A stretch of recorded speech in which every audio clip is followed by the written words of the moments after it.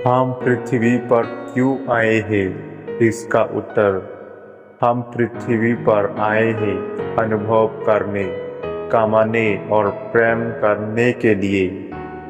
वाक्या, हमारा जन्म सिर्फ सांस लेने के लिए नहीं हुआ। हम यहाँ आए हैं ताकि खुशी और दर्द दोनों को समझ सके, पैसे कमा सके, प्रेम दे और पा सके और आत्मा का विकास कर सके। जिंदगी कठिन इसलिए है क्योंकि मन में चाहते हैं। वाक्या, इंसान दुखी नहीं होता क्योंकि उससे कुछ नहीं मिला, बल्कि इसलिए होता है क्योंकि वो लगातार पाना चाहता है।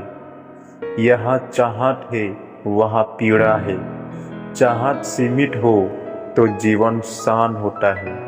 मैं मर नहीं सकता, शरीर भस्म होगा, आत्मा नहीं। वाक्या, शरीर मिट्टी है, उसका अंत तय है, लेकिन आत्मा तो शाश्वत ऊर्जा है जो ना जलाया जा सकती है, ना कटी जा सकती है। वो बस रूप बदलती है। मरने से कुछ नहीं बदलता, आत्मा फिर नया शरीर पाती है। वाक्या, मृत्यु अंत नहीं, एक बदलाव है। जो कुछ अधूरा छूट जाता है वो अगले जन्म में फिर से आत्मा को पूरा करना होता है। अगर आत्मा मारी नहीं जा सकती तो खोने या पाने से दुख कैसा? वाक्या, जब हम जानते हैं कि सब कुछ शैक्षिक है तो किसी को खोने या कुछ पाने से अत्यधिक दुख या खुशी की जरूरत नहीं होती। सब बीतने वाला है। इस जीवन का कर्तव्य है शरीर की देखभाल करना। वाक्या, ईश्वर ने हमें शरीर दिया, इसी से हम दुनिया को महसूस करते हैं। इसलिए इसका ध्यान रखना ही सबसे बड़ा धर्म और कर्म है। जो कर्म शरीर को संतोष दे वो पाप नहीं है। वाक्या, अगर कोई कर्म तुम्हारे शरीर और आत्मा को शान करता है, किसी को हानि नहीं पहुंचाता, तो वो तुम्हारा कर्तव्य है, पाप नहीं।